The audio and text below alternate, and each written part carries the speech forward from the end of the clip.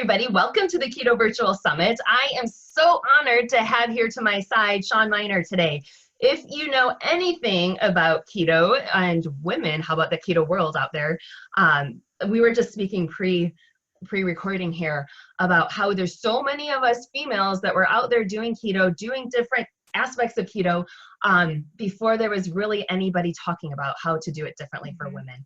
So Shawn is actually a holistic nutritionist. I found out she's originally from Michigan, which I just found that out too. But she's now based in Boulder, Colorado. So Shawn, share with me, I know you're also like a health struggle that kind of brought you into this direction. I think that so many of us, like I just said. So what are some of the things like that you've learned in your own journey?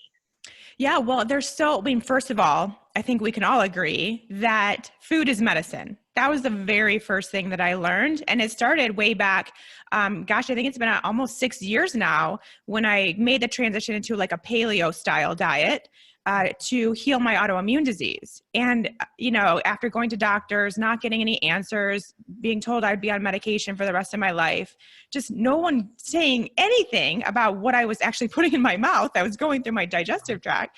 And I had ulcerative colitis, and, it just really did not sit well with me that there was nothing I could be doing with my diet.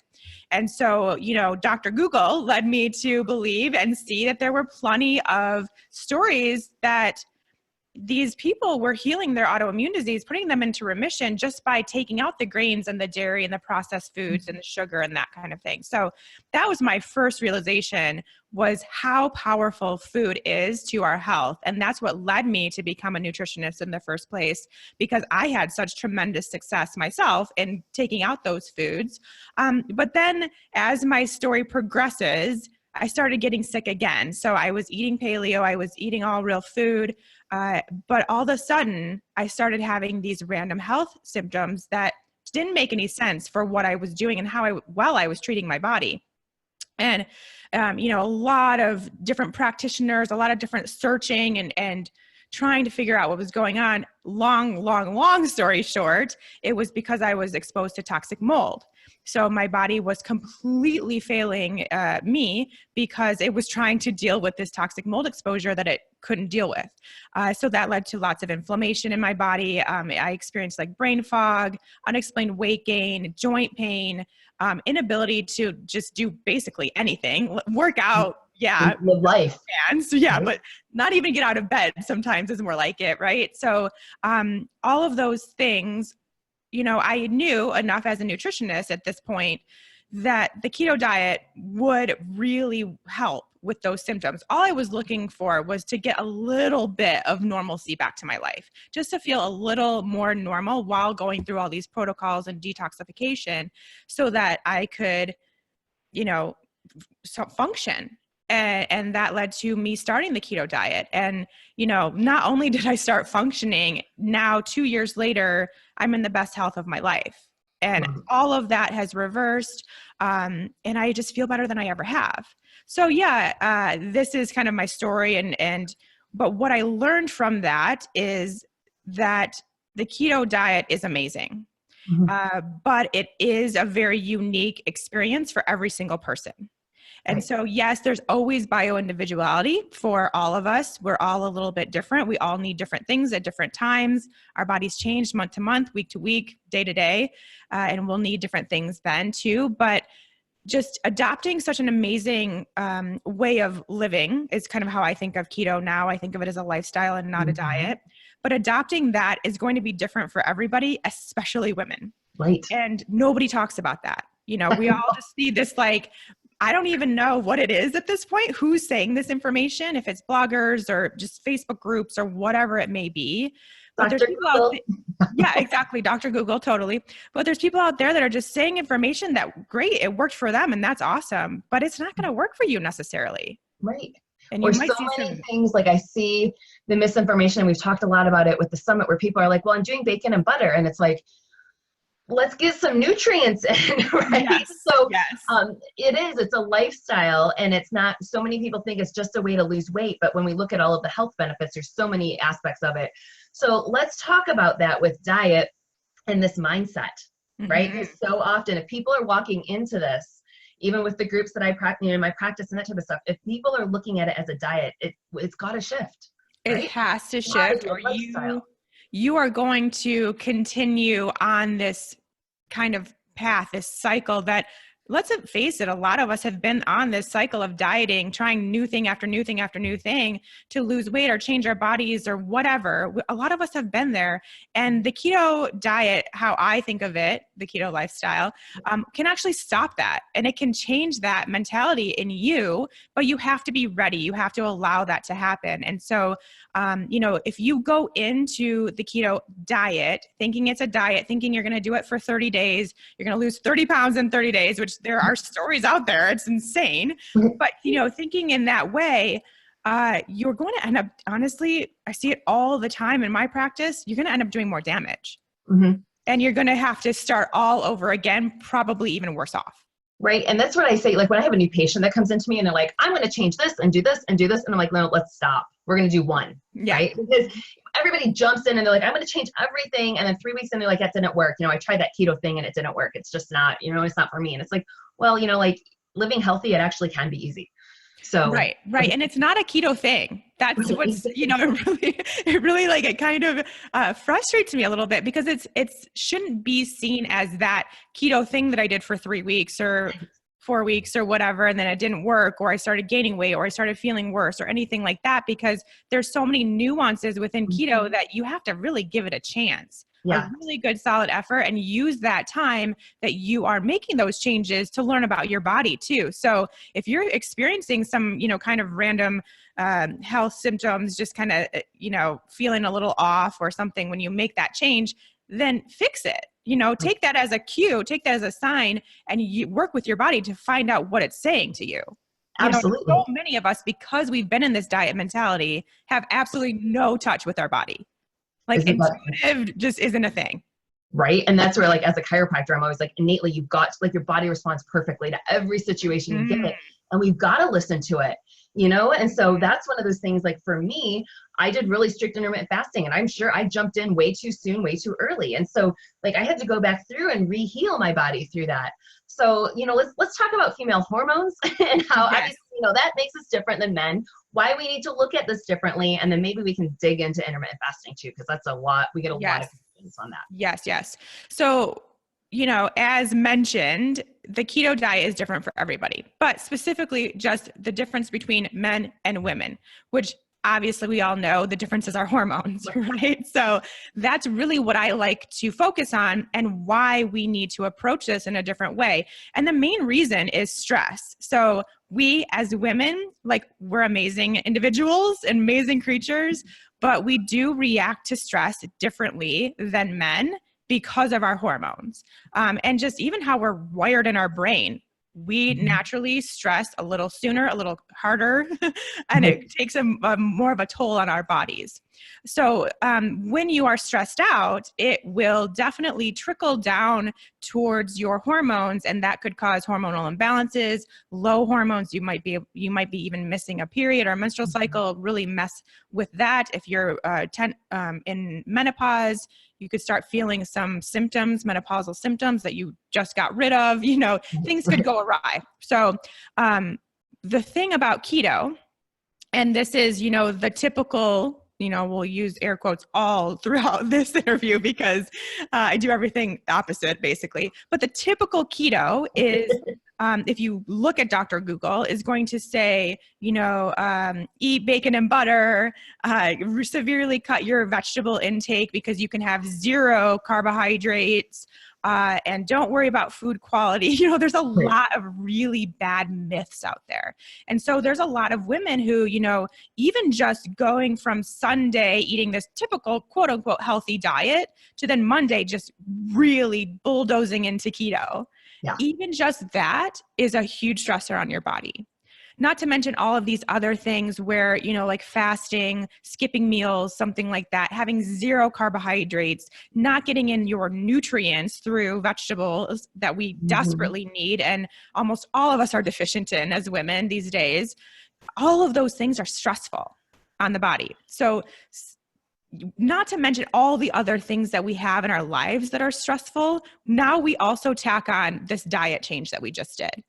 and then things really go awry. And so that's when you see these stories of women who, say that keto failed them, say they started feeling worse, they started gaining weight, they started losing hair, they lost their periods. All of these, it's not because of keto. It's because their approach to keto was something a man told them to do, probably. Right.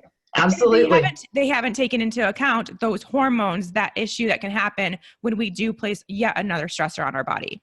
Absolutely. And that's one of the things, I think you just posted about it recently, where it was people were saying, oh, you can't eat carrots. And it's like, oh my gosh, with all of the nutrients in a carrot, I mean, and that's what I love. Like when people really truly eliminate sugar, when you're obviously doing keto, like a carrot is so sweet, but people never recognize the sweetness of that carrot. But like, we don't need to eliminate that out of the diet. So it is interesting to see the perspectives that some people do take on keto. So we definitely are looking, especially I advocate a paleo keto lifestyle. Yes. And me too. And the last thing I will ever do is give up vegetables. Right. Like there is no way ever that would be something that I would do, because A, I love vegetables. B, they're amazing nutrient dense foods that we, like I said, desperately need.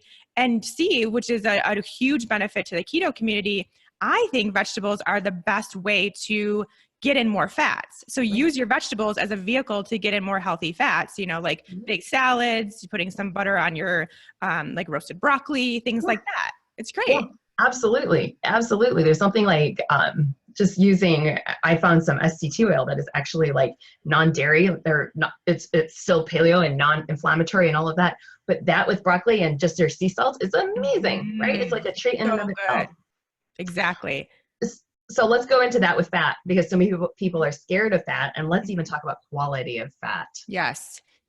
So first of all, for those that maybe aren't familiar, which obviously most of the people are that are watching this, you have to alter your macronutrients to be in a higher fat diet and a lower carb diet, right? So there's a lot of controversy here, even within keto, of maybe you don't need to increase your fat and you can just go low carb. From what I've seen, and I've worked with thousands of women now on the ketogenic diet, that is also a stressor.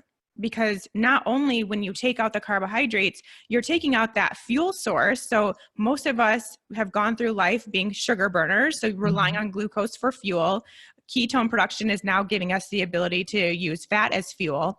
But if you aren't producing ketones, then you're in what I call low carb purgatory, where your body doesn't have the glucose that it's used to having because you've severely reduced your carbohydrate intake and therefore your glucose intake. But you're not yet producing ketones. So it's like, where the heck am I getting this energy from that you're supposed to give me so I can get through the day? It's like this stressor, right? That's very stressful on the body to not know where it's getting its energy source. And so for women, I mean, this may not be the case for men, and maybe this is why they're saying that it's not true that you need to increase your fat. But for women, I have seen time and time again that you have to increase your fat intake in order to start producing ketones. So fatty acids are the ingredient to build ketones. So we need to provide that in a good, high quality form, obviously, in order to start that ketone production. So that's why the initial phase, actually getting into ketosis, I highly recommend really increasing your fat intake. It makes that transition much easier, gets you out of low carb purgatory, as I call it. And then from there, there's definitely the ability to moderate and stay in ketosis and that kind of thing. So yes, I am definitely in the camp of increasing your fat intake to make for a good, healthy, non-stressful ketogenic diet, especially during that transition. So yeah, of course, as you mentioned, the quality of the fats matter. We really have to pay attention to that, because not only are you eating more of this nutrient, right? But really that is the place where we can make this an inflammatory situation or an anti-inflammatory situation. So you're increasing this macronutrient quite a bit into your diet. And we have a really good chance of, if eating the right quality, the right types of fats, we can really get some good anti-inflammatory benefits. We can really get some good fat soluble vitamins, getting to the right places. So all this stuff, like, you really have to pay attention. So I am, because I'm paleo keto, like you are as well, really into like olive oils, really good high quality, like they should be in, bottles that are glass and dark colored glass so they can't get affected by the light in the grocery store, things like that. There's so many nuances to all of this, but just even knowing simple things like that makes a huge difference. Yeah. Or like the coconut oils, right? People will be like, well, why do you want it in glass versus, I can find this one in plastic over at so-and-so store. I'm like, I know, but for me, I don't want the chemicals leaching out of the plastic in my coconut oil. Yep, exactly. Yeah. Or I'm sure you'll see so many people, and I really try to encourage people to eat organic, right? Because so often they'll be like, oh, but there's such a price tag on it. But the fact of the matter is, especially if we're eating a lot of good quality fats that are animal fats, like our toxicity is stored in our fat. And if we're not doing the organic, then we're going to be looking at other toxicity that our body's got to deal with too. So that's the best money you will spend, is spending the extra 50 cents to get organic. Right. And then as I tell my patients, I'm like, those are dollars that I'm spending now on my food are dollars that I will not be spending on healthcare later. Massive, right? Massive dollars. So yes. It's a switch in the brain that people have got to make that way. So how do you transition somebody first off? Do you just throw them straight into like cut out all the carbs? How do you do this with people? No, not at all. No, so I actually have a whole class that is for women that makes this transition. So we actually take 3 weeks to get into ketosis. Yeah. So we're slightly changing our macronutrients, slightly increasing our carbs, moderating our protein a little bit, and increasing our fats. Yeah, you know what I mean. I know, I gotcha. That didn't sound right. And then decreasing our carbs week by week until week 3, we're actually eating a ketogenic diet. So it just takes that stress, of course, off of the female body to slowly transition, gives your body the chance to understand what's going on. And what I have found is that really decreases this keto flu situation that happens too. So if you take that time to transition, it makes such a big difference, and you take off that stress, but you also really don't have to go through so many symptoms of transitioning to keto. Yeah. Right. And it always blows me out of the water when people go into their diet and they go crazy binging for several days. And then they're like, all right, I'm starting Monday morning. And it's like, time out. Like, you're going from a diet of 400 grams of carbs and now you're cutting down to 20. I'm like, stop. Let's just become aware of how many grams of carbohydrates somebody is ingesting every single day.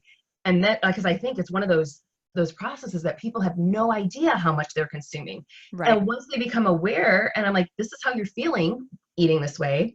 Let's see how it happens when we start just gradually transitioning people over towards that. Yeah, it's so interesting because in my class, I have people that come that have never done keto and are coming from, even a paleo diet. That's very common.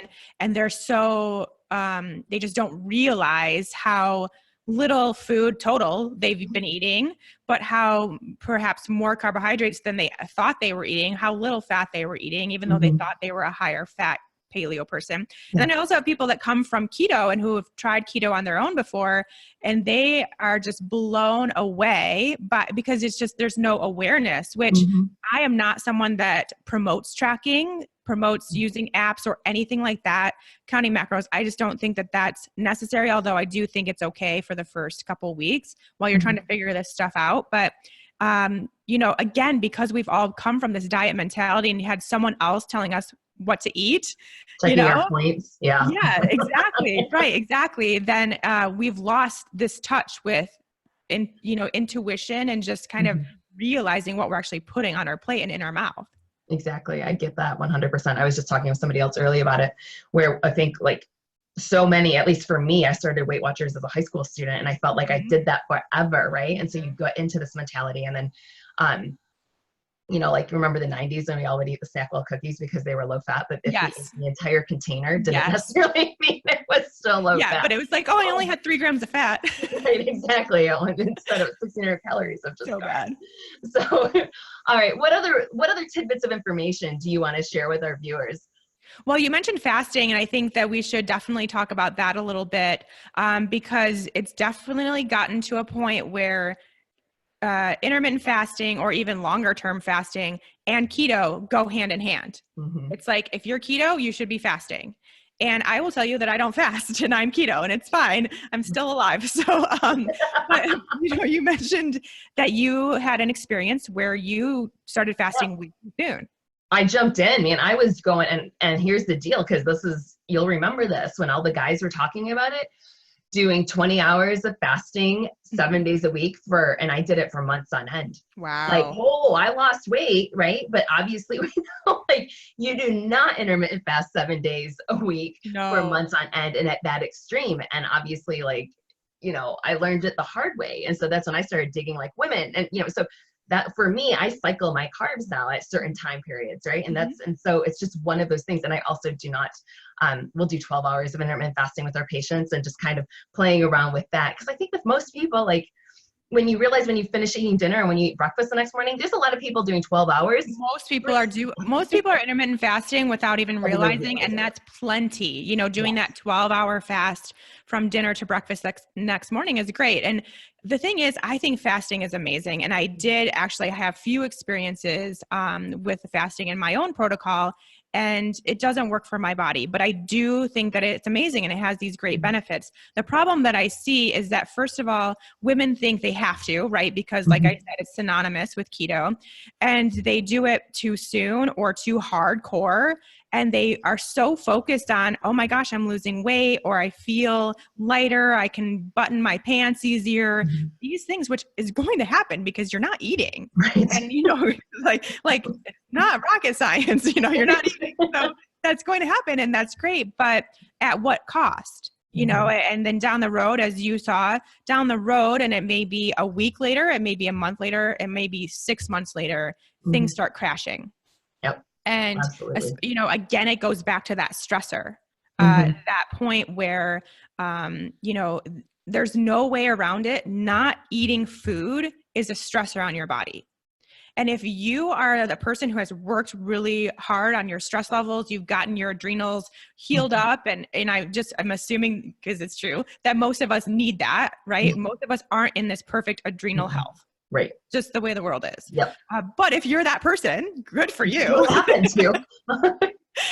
Good for you. I think that's amazing. And that would potentially be a good time to fast if it comes easily and naturally. But most of us aren't there yet. We're still dealing with cortisol that's a little wacky. Maybe our thyroid levels are a little off. Our sex hormones aren't balanced. If any of those are going on in a female, I do not recommend fasting. Yeah, get that stuff figured out first, and then you can fast. And like I said, you're already doing plenty. First of all, just by being in ketosis, producing ketones is still doing all those great benefits, and just getting that fast that happens naturally for you in between dinner and breakfast. Yeah. And I think there's just so many people that don't even realize, and they think, oh, well, it's just the glass of wine that I'm having at 8 o'clock or 9 o'clock or 10 o'clock at night, and you don't realize like, hey, that glass of wine or that glass of kombucha, like that's still affecting your blood sugar levels. And so it's literally like, hey, after dinner, let's just kind of call it a night. And that's what I never realized, like how many people, just because it wasn't in my awareness or my consciousness, I don't get up to eat in the middle of the night. But I was shocked at how many people actually go to the fridge and eat food in the middle of the night, that I was like, oh, are you kidding me? Like, oh, I had no idea this was actually even occurring. So it's just that thing of becoming aware of, hey, how often am I opening up my mouth and putting food in it? So right. And so often whatever is happening after dinner is out of habit. Yes. Or out of boredom or out of something like that. It's not because you're actually hungry. You're actually hungry, eat more at dinner. Right. And it'll get you through breakfast. But so much of that, the glass of wine, the snack while you're watching TV or catching up on Netflix or whatever, that's habit. That's not out of need. Right. Absolutely. And it's just like you said, becoming aware and becoming in tune, like to that innate, like just our bodies, just listening to the signals and knowing what's going on. So instead of that's all it takes. With all of this, if that's the one thing that people can take away, with all of this, you've got to tap into your own body. Don't watch the blogger and what they're eating and what they're doing and how they're feeling, because that's not you. There's so many factors that are great and working for that person that are not going to work for you. So it's all about finding, like, this is my huge thing, is finding your version of keto. And honestly, my version of keto is pretty high carb. I work out really intensely most days of the week, and I just feel better with more carbs. But that I'm still in ketosis, I still feel great, and that would probably not work for a lot of people. Right, and every person has to find their own balance. So try something out different. Try high fat. Try higher protein. There's all these experiments you can do for yourself. Yeah, and that's where I just love it when people can biohack for themselves. Figuring out for themselves, and that's where just testing ketone levels, checking to see how your body reacts with blood sugar levels too, right? Like, exactly. And how do you feel? Do you feel crappy after you ate that sweet potato? Then that's probably not a good option for you most days of the week. Absolutely. I get it. So that easy. Yeah. Yeah, right. So tell them where they can find out more information about you. Yeah, so you can go to my website, ShawnMynar.com. I have pretty much everything there. I also have a podcast called the Keto for Women Show that comes out every Friday. I've been doing it for like a year and a half now. It seems like a really long time. But we have fun stuff going on over there all the time. And yeah, I'm over on Instagram and Facebook at Shawn Mynar too. Awesome. Easy. Yeah. Well, thank you so much for taking your time today and sharing your information with us. Yeah, I so thank you appreciate for it. having me. It was really fun chatting with you. Yes, absolutely. I feel like, and this is what's so great is like connecting with other people within the keto world. I feel like I have this huge family now because it's like Yes. all a bunch of sisters and brothers that I hadn't met before. Yeah, and we're all just trying to teach the same thing. Just Exactly. And trying to help people become the Yep, best versions of themselves that they can, right? exactly. Yeah. Awesome. Thanks so much, Shawn. Thank you.